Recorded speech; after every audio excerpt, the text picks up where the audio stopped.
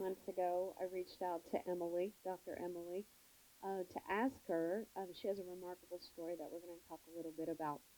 But I reached out to her and asked her if she would be willing to collaborate with me on Outside the Op because I think she is the perfect dentist to share her remarkable story, her journey through life.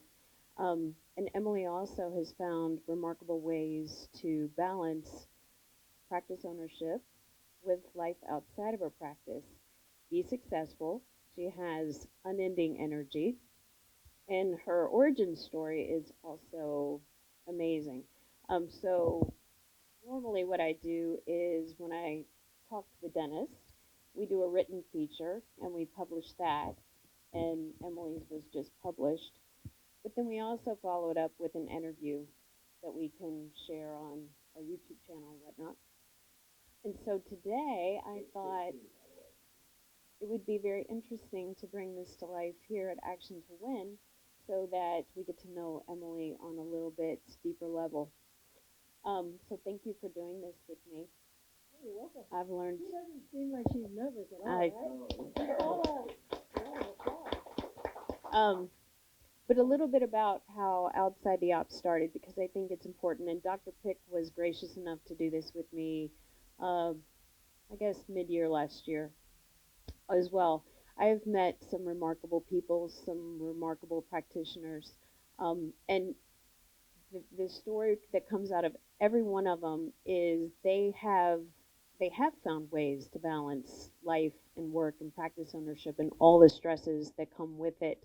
And they're remarkable people, and they don't have to be pilots or race car drivers or anything except ordinary people who understand how important self-care is because that's just not in dentistry, that's in any profession. So I was always in the corporate world. I was on the peripheral of dentistry just through going and attending meetings with Steve. And that's how I actually met Emily. How long have you done Action to Win? Several years. Since 2018, I think. Actually, I've been doing Action to Win since 2016, Okay. and 2018 is when I started doing the event, some of the events specifically for dentists, and we do it in different cities in the country where if I have friends in the city, I would just ask them, okay, I'm going to host a small event there. Would you invite your friends and colleagues? And that's how I do that. Well, I attended, you had Steve come speak for you, and I attended that meeting, and that's where I met you. And then I met you again in 2020, right as the world was shutting down and my life was exploding in corporate healthcare.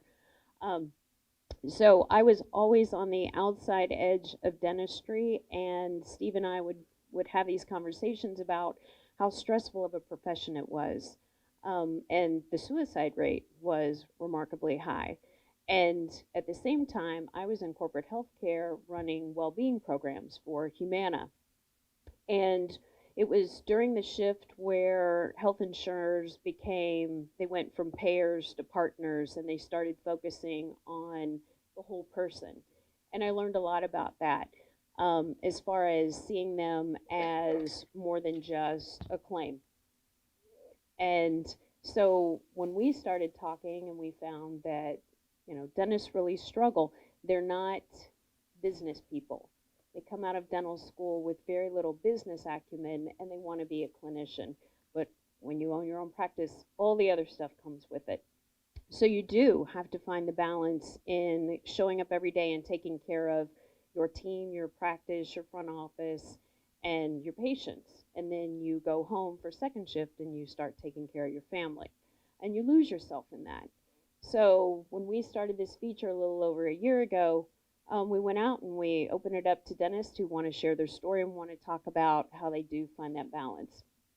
And Emily has a really cool story to share with us. So she started as a Vietnamese refugee. And I want to talk a little bit about just your origin story, and then we'll shift into how you got into dentistry. But I would like to start with an overview of how you came to the U.S. and how you figured out how to acclimate, and how you ended up in dental school. How did you become a dentist? Who wants to know that story?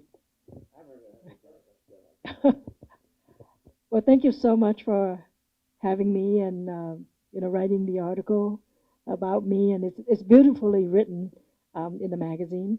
Thank you for providing the platform for dentists for more than 30 years. Okay, yes.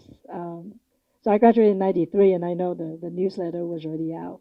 So I'm originally from Vietnam. I was born during the Vietnam War, and when the communists took over and the Vietnam War ended, uh, life just changed just overnight from being a free country to having Big Brother watch you all the time. And a couple years after the communists took over, my aunt, my dad's younger sister, decided to leave the country to escape. So she took my older brother, myself, two other guy cousins, and her two kids. We were on the boat for 7 days. The first 2 days with food, and the next 5 days with just sips of water. And we arrived to Malaysia.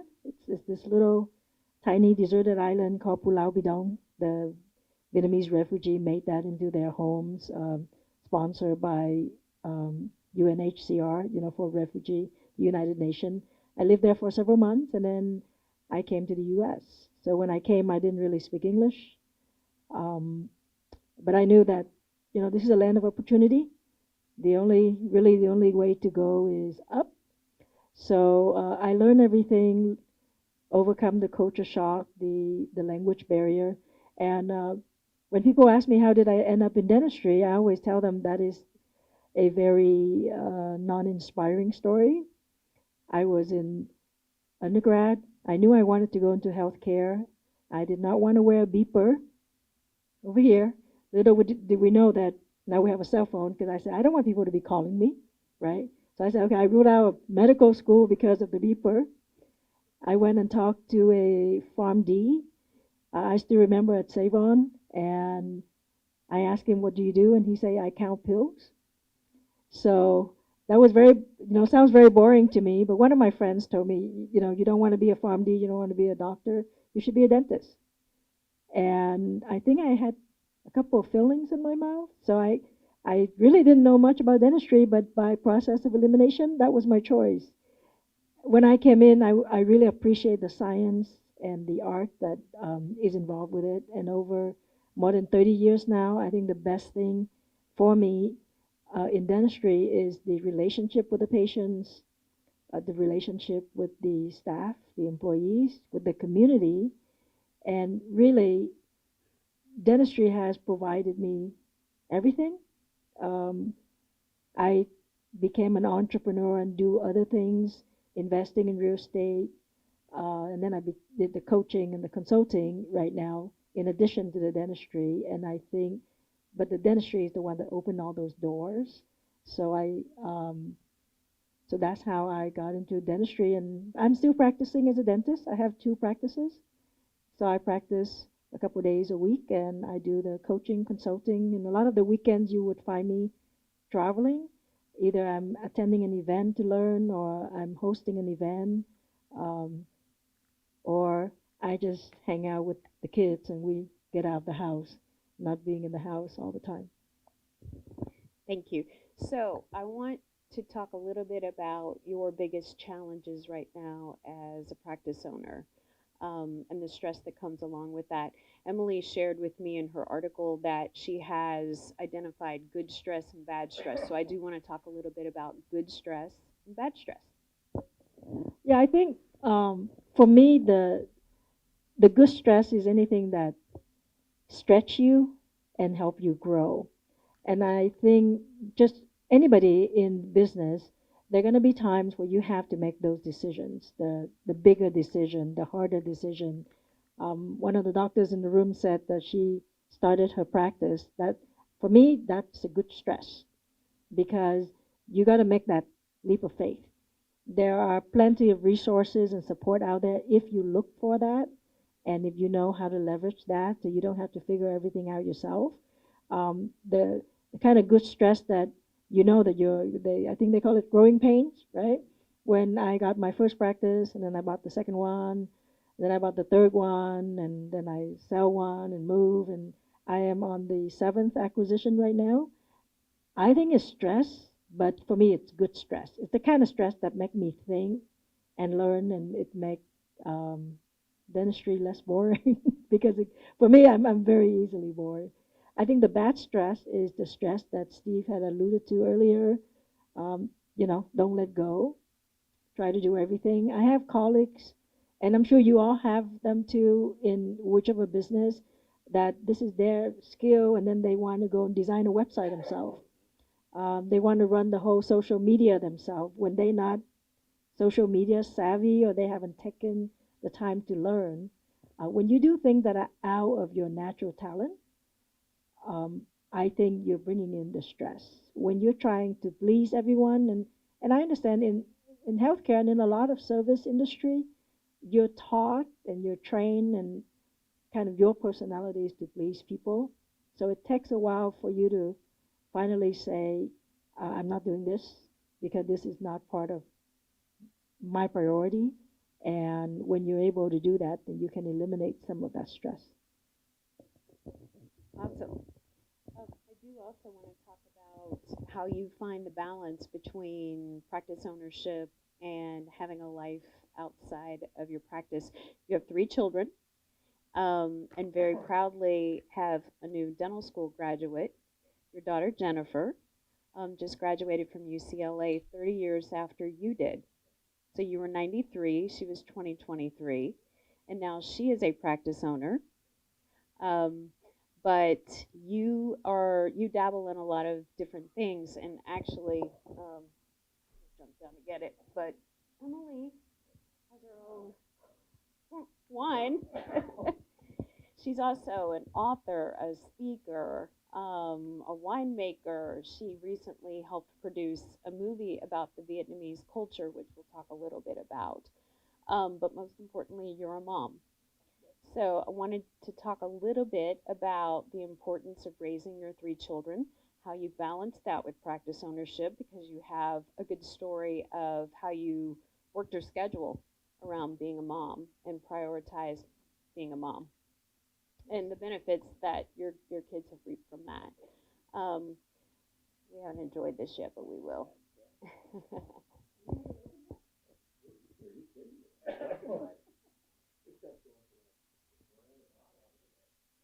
So talk a little bit about the balancing act that you have with how you run your practice, how you run your team, and how you run your life.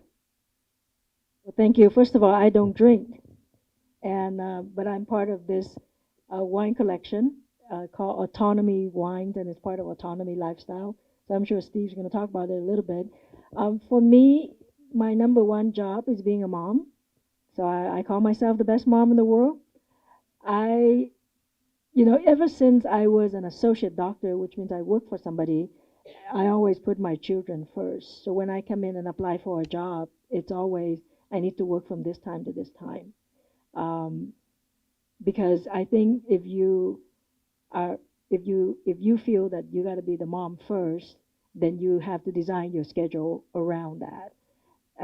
So when I was an associate, I actually used to like the late shift. So there's some dental clinics that open from 9 to 9, or yeah, so they would go 9 to 6, 10 to 7, 11 to 8, and 12 to 9. And I would be happy taking the 12 to 9 shift. So I can be home with the kids, or I can take the kids to school, and then I would have my husband pick up the kids when he gets out of work. And so he need to do the early shift so he can go pick up the kids when I was an associate. And when I have my own office, then I design my schedule that way. I would work from 9 to 2, so I take the kids to school in the morning. Then I would take off and go pick them up. I take 2 hours off during the day from 2 to 4 to pick up the kids, and then I come back to work until 6, and then everybody go home. Right, go pick up the kids either from the babysitter, or when they were older, they would go to work with me. And I had patients who complained that, Dr. Letran come back late from lunch. Well, they didn't know I was running around picking up my kids. They just know that I came back late. Um, I have patients who say, well, why can't I get an appointment at that time? Well, because that's the time I'm picking up my kids. I remember uh, every year, my staff hated when I walked into the office in September when school started with three different schedules. And now we're going to change our schedule to fit those three schedules. And when there's a minimum day, at one point, each kid was in a different school. I just take the day off. I just said, this is too much. I can't handle this minimum day from three different schools. So I'm going to take my day, take the day off. So I think for me, what's important is to know your numbers. How much do I have to do per hour in order to make whatever income or profit I want? And if I'm going to drop a day, then how do I make up on another day? What kind of procedures do I schedule? And I think most people will find that if you're really focused on the time, you will see that you're not that productive, you're not that effective, and if you refocus and fix that, you find that you would work less and make more. So I know you have a lot of professional mentors in your life, probably a lot of personal ones as well. But you had said that you've learned a valuable lesson over, with your relationships with several mentors about the importance of saying no. I was listening to a podcast yesterday, and it came up twice that no is a complete sentence. You don't have to have any excuses behind it. It's okay to say no. So, can you talk a little bit more about that, No. please? You want me to talk about saying no?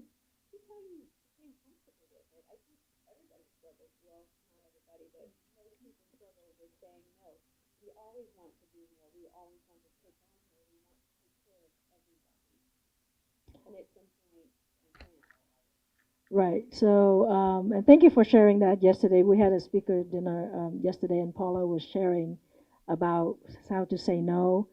And for me, it's all about keeping your boundaries, but then you can't do that unless you know what's most important to you.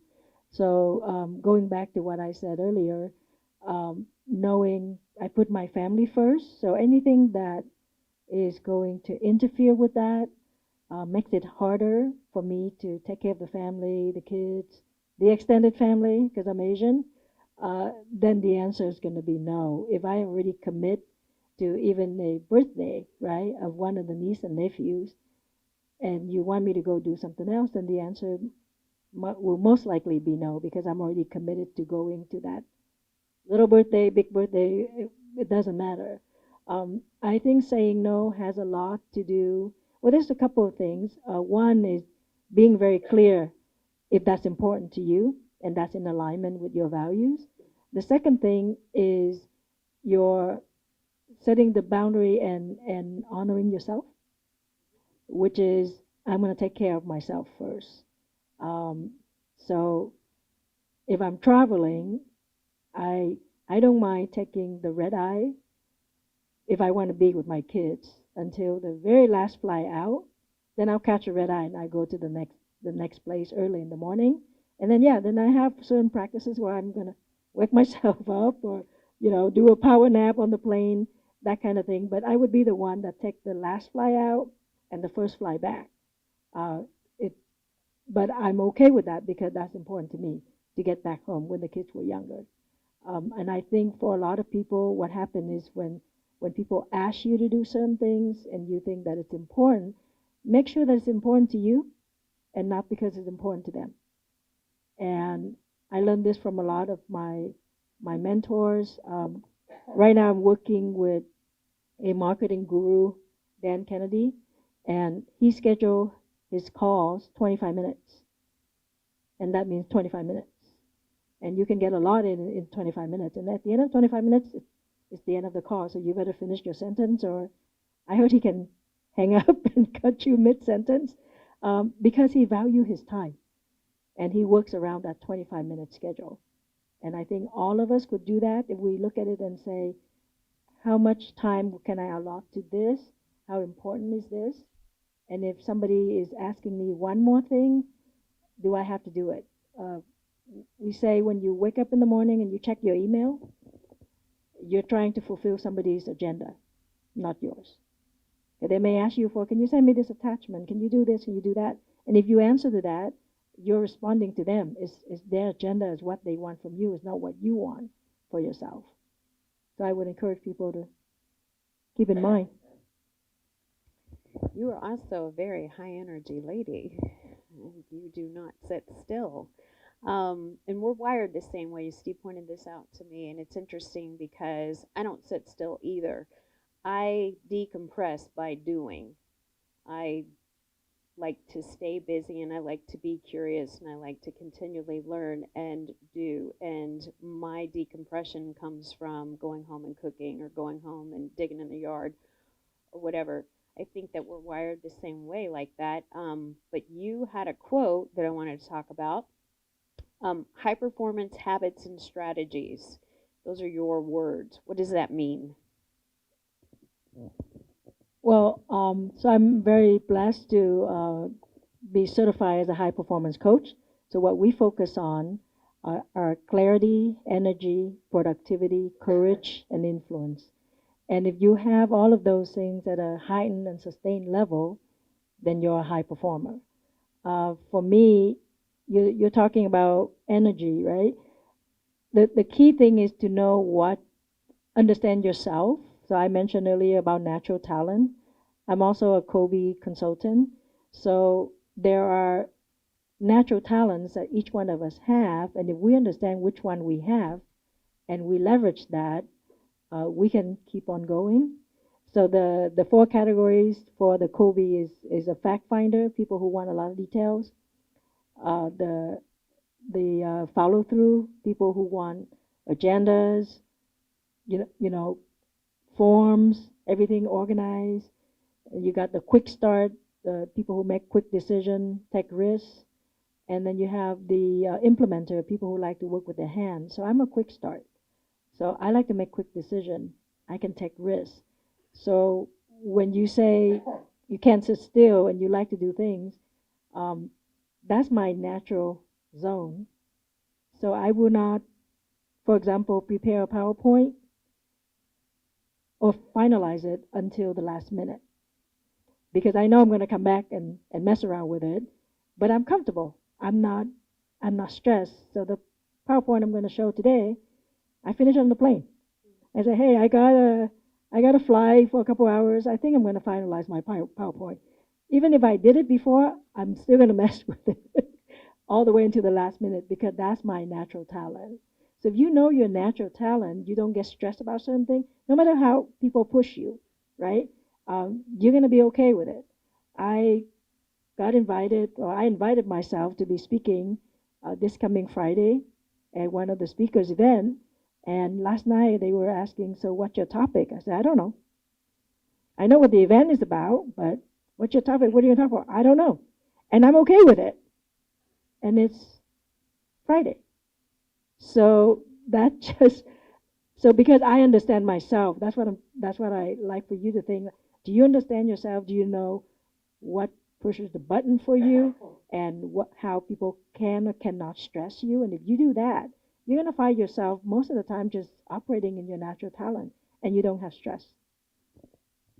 Well, I do appreciate your transparency, and I think I learned a lot about you. But what I'd like to do now is ask, what do people not know about you? What do your dental peers not know about you, Emily Letran? What about me? Well, I think I'm very open in sharing different things. One of my friends said, "Well, we don't you don't need to tell me. I see it all on Facebook, right?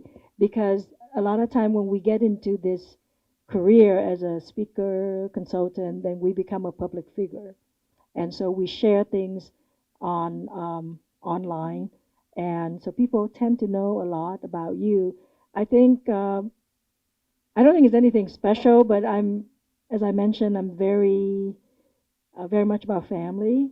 So I do get emotional if you talk about family, like my parents or the family back home. Um, I do get emotional. I don't think that they don't know about that, but they may forget. The other thing is, I think people don't know. There are people who come up to me and say, "What are you on?" Right? Like, what drug are you on? and and I'm not on anything. I figure from dental school that I can work with about 4 to 5 hours of sleep. And but that doesn't mean that that's what I do, because the best thing is to have 7 or 8 hours of sleep. But I do know that with 4 hours, I I'm still fine. I just recently came back from Wales, so I flew over there, got there early in the morning, and then found out my luggage wasn't there, and so I had no clothes for the next day speaking.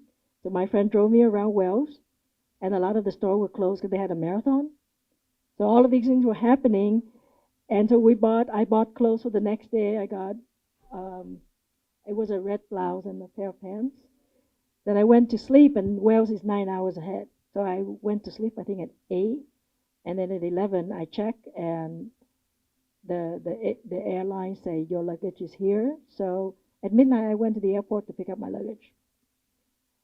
And so literally I had 3 hours of sleep, and I went through the next day. It was a full day event. She had me open, so that just added a little bit more stress. Like I'm opening an event in Wales on um, wellness and mental health. So I think know your little ninja power and tap into that. I That doesn't mean that you guys can bug me at 2 a.m. But I can tell you that if you call me at 2 a.m., I probably will answer. Uh, if it's one of if it's one of us, because I know how to recharge myself and get back that energy during the day. So, with that said, what advice would you give your younger self, straight out of dental school? Really means, what advice are you talking to Jennifer, your daughter, about as she goes into her dental career and practice ownership herself? Um, the advice that I would give myself is to slow down. It would probably stress the heck out of me, but if I had known, like I finished undergrad in 3 years, Phi Beta Kappa, magna cum laude, and then I finished dental school in 4 years, a dental degree and a master in oral biology. And then I came out and I bought the first practice, and then the second one, then the third one, and so on. Bought another one, bought a building, knock it down, build it back up, bought another building. So I'm always going, going, going. I was at a friends get together for undergrad. They have a PowerPoint, they have a slideshow, and I'm sitting there going, how come I'm not in there? I'm in maybe 2 pictures, and they said because you weren't going to parties. That's why you're not in a lot of the pictures. And so I think if I go back, I would probably go to parties. I would probably take 4 years in undergrad and have a little fun. But with my daughter, for example, Jennifer, and my kids, I I think the one thing that is very important for us as parents is to teach them the value, whatever value system it is, because I think that dictates how how they carry themselves in their life, what kind of action they take, and if they have the right values, which I think we all teach our kids the right values. It's just do they remember, right? In a difficult situation. So I teach her the right values. I got her a dental practice as her graduation gift, and she also worked with Western Dental, which is a dental chain. And I think the second day she came back, started questioning certain things that other people do. And I don't say much to her. I just said, you do what school taught you, right? The way you diagnose, the way you treatment, the way you talk to patients. And so I'm very proud that I think by the second week she was already telling them that she's not going to do certain things. I don't think it's very long. And what's the coolest thing you've ever done? Hmm. According to me, because I think a lot of things I do, people would say, "Oh, that's real cool. That's real cool." I think the coolest thing I've ever done is a TEDx talk And the reason it's cool is because it was my third time speaking, and the opportunity came up. I was absolutely not ready. I wrote up the speech because they advise you to memorize your speech when you do a TED Talk for 13 minutes. Memorize it, practice it with my kids, and they told me, your pronunciation is wrong, your enunciation is wrong, whatever it is. They gave me all this feedback, and I decided, I'm going to do it anyway. And so I did my TEDx talk. That was my third time doing public speaking. I think that was pretty cool. That was probably 2015, right after I released my first book. Yes, actually, it's on my website. Yeah. No, is that your last question? Well, I have a good quote from Emily that I'd like to share. She said, "The most overwhelmed doctors are the ones doing everything by themselves, lacking support, neglecting self care, and feeling guilty about not being there for everyone." And I really like that because that kind of is the good summation of everything you're about. And you've struck the balance.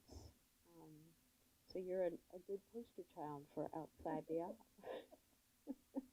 And I've really valued getting to know you. I feel like I know you pretty well. We talk about support, right? I think that's one of the hardest things for entrepreneurs. We think we have to do everything.